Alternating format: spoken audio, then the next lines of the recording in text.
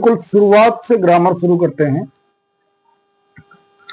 जिन बच्चों को बिल्कुल भी ग्रामर नहीं आती है, बिल्कुल ग्रामर की एबीसीडी नहीं आती है, आप कंटिन्यू हमारे वीडियोस देखते हैं तो आपको डेफिनेटली ग्रामर आएगा, पक्का। बिल्कुल शुरुआत से, जीरो लेवल से हम शुरू करते हैं। उन बच्चों को ध्यान में रखते हुए जिनको ग्रामर बिल्कुल भी नहीं आती, जो बहुत ही कमजोर है, जिनको कुछ भी समझ में नहीं आता है, उनके हिसाब से हम सिखाने की कोशिश कर रहे हैं और निश्चित ही आपको ग्रामर आएगी अगर आप कंटिन्यू हमारे वीडियोस को देखते हैं। चलिए हम शुरुआत करते हैं। तो देखिए, द सेंटेंस यानी a group of words which makes complete sense is called sentence. तो शब्दों का वह समूह जिसका पूर्ण अर्थ निकलता है या जिसका पूर्ण अर्थ बनता है वह वाक्य कहलाता है। तो Mohan is going to market, Mohan बाजार जा रहा है। तो इसमें हमें एक बात समझ में आ रही है, एक अर्थ समझ में आ रहा है, तभी ये बात है कि यहाँ पर 5 शब्दों का एक समूह है। Mohan is going to market, तो मोहन बाजार जा रहा है, ये बात हमें क्लियरली समझ में आ रही है, इसका एक अर्थ निकल रहा है, तो ये वाक्य है। अगर यहाँ पे 4-5 शब्द आप मिला दीजिए कोई भी उल्टे सीधे से, जिनमें कोई अर्थ ना निकल रहा हो, जिसमें हमें कोई बात समझ में ना आ रही हो, तो वो वाक्य नहीं कहलाएगा। तो ये हो गई वाक्य की डेफिनेशन कि वाक्य है क्या। अब हम देखते हैं वाक्यों के प्रकार। तो वाक्य कितने प्रकार के होते हैं? वाक्य 5 प्रकार के। तो कौन कौन से हैं वो देखिए। Number 1, assertive sentence. तो देखिए ये 5 प्रकार के सेंटेंस हैं। नंबर 1 आपका हो गया असर्टिव सेंटेंस यानी कथनात्मक वाक्य, इंट्रोगेटिव सेंटेंस यानी प्रश्नवाचक वाक्य, फिर है नंबर 3 इंपरेटिव सेंटेंस यानी आज्ञासूचक वाक्य, फिर है नंबर 4 एक्सक्लेमेटरी सेंटेंस यानी विस्मय बोधक वाक्य, ऑप्टेटिव सेंटेंस यानी इच्छा सूचक वाक्य। तो ये 5 प्रकार के आपके वाक्य हैं। अब हम इनको एक एक करके डिफाइन करते हैं। तो पहले तो आपको इनके 5 के नाम सही ढंग से पता होने चाहिए, हिंदी और इंग्लिश में। देखिए, नंबर 1 है आपका असर्टिव सेंटेंस, यानी कि ये कथनात्मक है, सिर्फ कथन को कहा जाता है। वो कथन हाँ में हो सकता है या ना में हो सकता है, यानी इनमें ना तो प्रश्न पूछा जाता है, ना आज्ञा दी जाती है, ना तो किसी प्रकार के कोई आशीर्वाद है, अभिशाप है, कुछ भी नहीं, ना दुख ना खुशी। तो साधारण से वाक्य है, सिर्फ कथन को कहा जाता है, या किसी कार्य का होना पाया जाता है या ना होना पाया जाता है, ये होता है।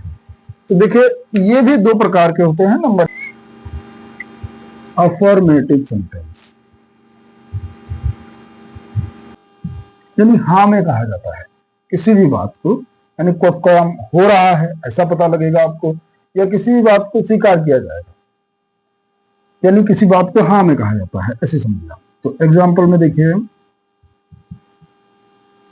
से ही इज है। तो देखिए अब इसमें क्या है, ही इज अ गुड बॉय, वह एक अच्छा लड़का है। सिर्फ ये बात को हाँ में कहा गया है, स्वीकार किया गया। यहाँ पे कोई कार्य नहीं प्रकट हो रहा है, लेकिन यहाँ पर देखिए सी इज सिंगिंग अ सॉन्ग, यहाँ पर एक कार्य हो गया है, ठीक है। अब इसका दूसरा देखिए, नंबर बी नेगेटिव सेंटेंस है। तो आप एक बार इसको समझ लीजिएगा। देखिए, तो ये आपका पहला कंप्लीट हो गया असर्टिव सेंटेंस। अब असर्टिव सेंटेंस में क्या है कि इसमें बात को सिर्फ कहा जाता है हाँ में या ना में, यानी इसमें ना कोई प्रश्न पूछा जाता है, ना तो इसमें कोई आज्ञा दी जाती है, ना तो इसमें खुशी प्रकट होती है, ना आश्चर्य, ना दुख, ना तो इसमें कोई इच्छा व्यक्त होती है, ना इसमें कोई आशीर्वाद दिया जाता है, यानी ये सामान्य से वाक्य होते हैं। इनके लास्ट में फुल स्टॉप रहता है, कोई question mark, mark of exclamation, इस टाइप से कुछ भी नहीं लगा होता है। तो देख लीजिएगा एक बार। तो ये 2 प्रकार के होते हैं। नंबर 1 आपका अफर्मेटिव सेंटेंस यानी स्वीकारात्मक वाक्य। इन वाक्यों में कार्य का होना प्रकट होता है या किसी बात को स्वीकार किया जाता है, किसी बात को स्वीकार किया जाता है। जैसे he is a good boy, तो इसमें कोई कार्य नहीं हो रहा लेकिन एक बात कही गई है, तो उस बात को हाँ में कहा गया है, यानी स्वीकार किया गया है, वह एक अच्छा लड़का है। और सी इज सिंगिंग अ सॉन्ग, तो यहाँ पर एक कार्य हो रहा है, यानी वह क्या कर रही है, वह गाना गा रही है। तो यहाँ पर क्या है कि सी इज सिंगिंग अ सॉन्ग, एक एक्शन हो रहा है लेकिन कार्य हो रहा है, ऐसा प्रकट हो रहा है। अब यहाँ पर दूसरा है आपका नेगेटिव सेंटेंस। तो नेगेटिव सेंटेंस क्या है, नकारात्मक वाक्य। ये एडजेक्टिव सेंटेंस का ही दूसरा पार्ट है, ये ध्यान रखिए। इन वाक्यों में कार्य का होना प्रकट होता, ना होना प्रकट होता है, या बात को नकार दिया जाता है। यानी he is not a good boy, तो यहाँ कहा गया वो अच्छा लड़का है, स्वीकार किया गया इसको, यहाँ नकार दिया गया कि वह एक अच्छा लड़का नहीं है।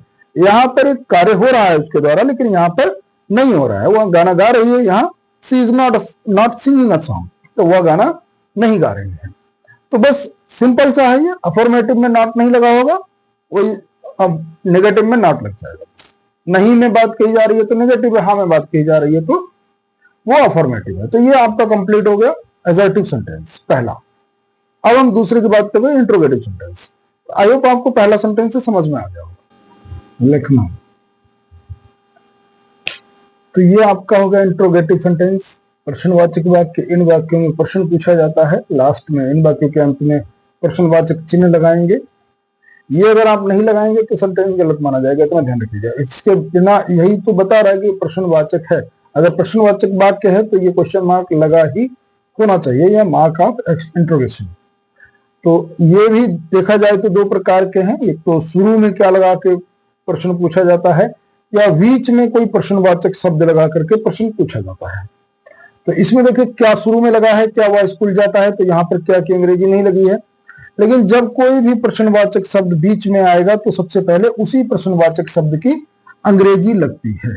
तो अभी बस इतना ही इसको समझिएगा, बाकी आप जब टेंसेस पे आएंगे हम, तब ये आपको डीपली समझ में आएगा कैसे इसको बनाते हैं। तो ये देखिए आपका नंबर 3 सेंटेंस है, इंपरेटिव सेंटेंस।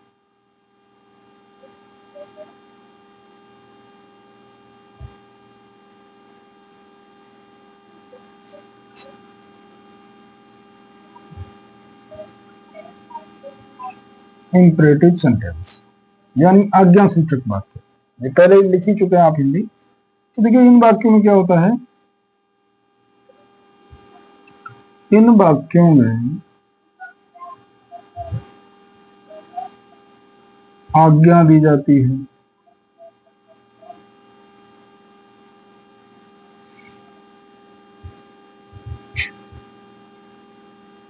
प्रार्थना की जाती है। प्रार्थना का तात्पर्य यहां निवेदन से है, विनय करना, निवेदन करना।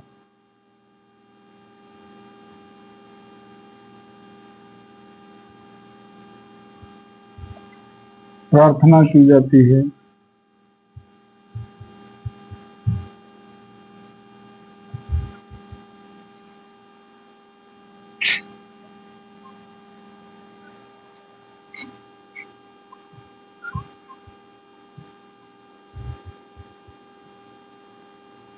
सलाह दी जाती है, या किसी कार्य को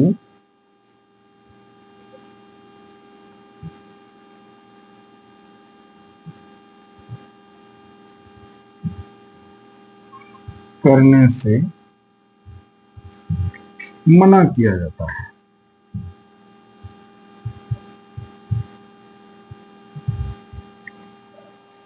तो जैसे नंबर पहला हो गया आपका ऑर्डर, यानी कि आज्ञा। तो आज्ञा जैसे कि आप स्टैंड अप,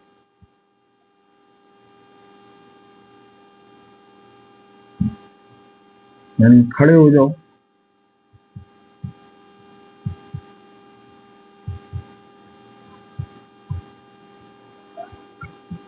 ये आपका एग्जाम्पल हो गया, स्टैंड अप, खड़े हो जाओ। या आप किसी को कहें कम है,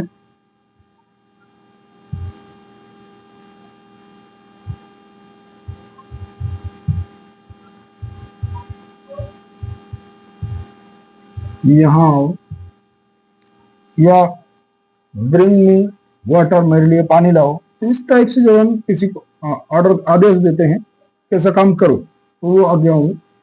नंबर 2 आपका है कि निवेदन किया जाता है, यानी request.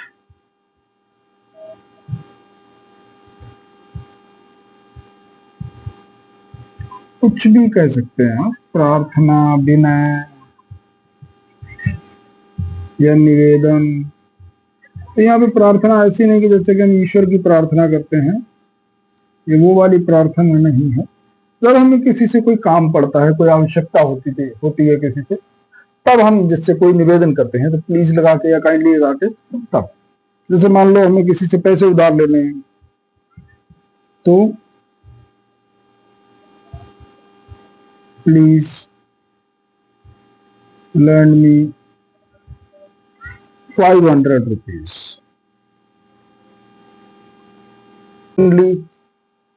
Give me something to eat, कुछ खाने के लिए दे दीजिए। तो किसी भी इस टाइप के वाक्य होते हैं, जब किसी से हम कोई चीज मांगते हैं, आग्रह करते हैं, तो वो सब इसी कैटेगरी में आते हैं। तो वो सब इंपरेटिव है। अब देखिए आप, अगला कैटेगरी आपकी सी। इसमें जैसे आप सजेशन करते, किसी को सलाह देते हैं, एडवाइस देते हैं, या किसी को एडवाइस यानी सीख देते हैं, या कार्य करने से मना करते हैं, तो वो सब इसी कैटेगरी में आते हैं। इसको हम कह सकते हैं प्रोहिबिशन। एडवाइस हो सकती है, सजेशन हो सकता है, जैसे कि हम किसी को कहें कि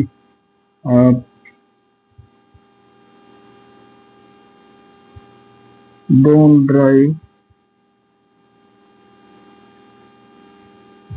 फास्ट, गाड़ी तेज मत चलाओ।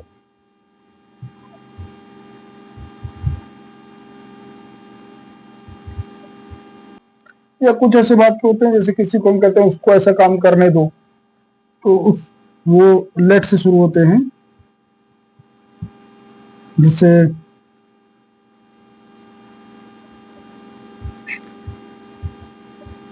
लेट हिम प्ले, आओ चले।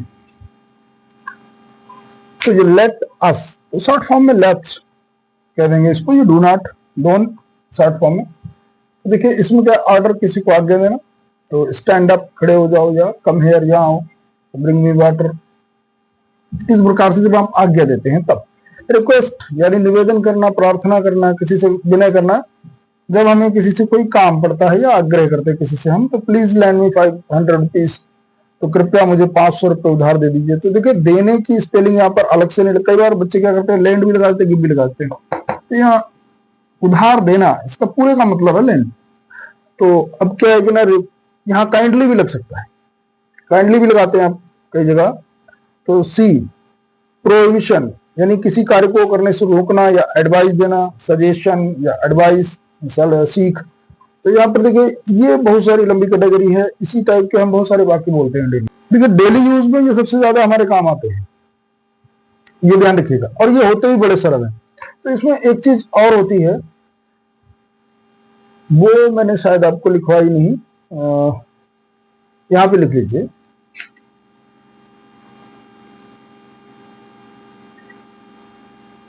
इन वाक्यों में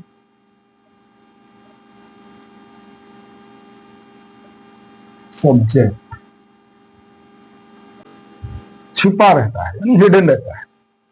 ठीक है, तो दिख रहा है क्लियरली, इसको नोट कर लीजिएगा। मैं आपको ये नोट्स बनाने के हिसाब से लिखवा रहा हूं। देखिए चीजें लिखते चलेंगे तो आप कभी भूल जाते हैं, तो आप दोबारा पढ़ सकते हैं।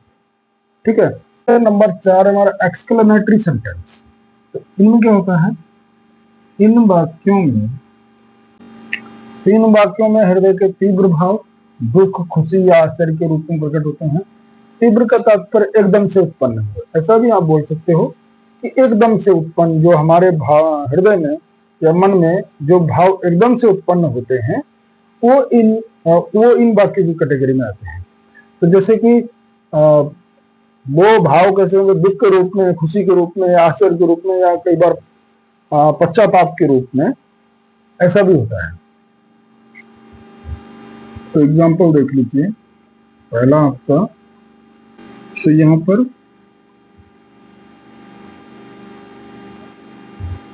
सौरव यानी दुख प्रकट हो रहा है।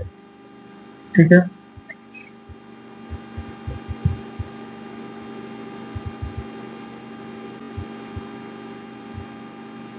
Well done.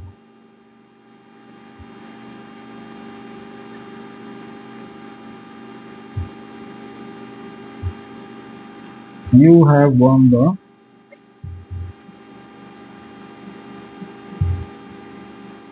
मैच। शाबाश, तुम मैच जीत गए। तो यहां पर क्या है, प्रकट हो रहा है जॉय, यानी खुशी। खुशी प्रकट हो रही है इस वाक्य में। या ये भी हो सकता है hurrah, we have won the match, वाह हम मैच जीत गए। वो भी खुशी प्रकट करने का ही है। तो अगला क्या, आपका आश्चर्य प्रकट हो रहा है, जैसे व्हाट ही डाइड सो सून। तो यहाँ पर क्या, यहाँ पर चौंक के क्या, क्या वो इतनी जल्दी मर गया। तो यहाँ पर प्रश्न नहीं पूछा जा रहा है कि क्या, तो यहाँ पर चौंक, जैसे आपको खबर मिली कोई आपका मित्र या कोई मिलने वाला रिश्तेदार, पता चला कि एक्सीडेंट हो गया, वो एक्सपायर हो गया, तो आप एकदम से क्या, अरे वो एक्सपायर हो गया इतनी जल्दी, है ना। कोई भी चीज देख करके हम चौंकते हैं, कोई स्वाद को लेकर के चौंकते हैं, कोई आपने कभी इतनी स्वादिष्ट कोई चीज नहीं खाई थी। मान लो आप गोलगप्पे डेली खाते हैं, लेकिन आपको किसी दिन आप कहीं गए बाहर, वहां आपने खाए तो आपको लगे अरे इतने बढ़िया गोलगप्पे। तो आश्चर्य, आश्चर्य कैसे भी प्रकट हो सकता है। तो इनके लिए आप कभी तैयार नहीं होते हैं। ये जो भाव है ना, एकदम से प्रकट होते हैं। तो जैसे व्हाट ही डाइड सो सून, या क्या वह इतनी जल्दी मर गया। तो इसको ऑप्टेटिव सेंटेंस।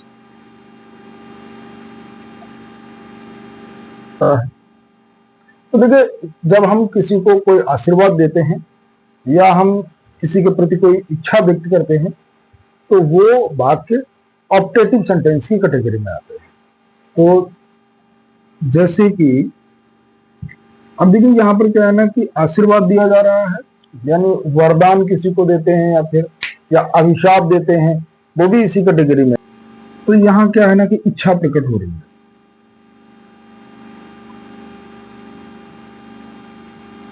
कि,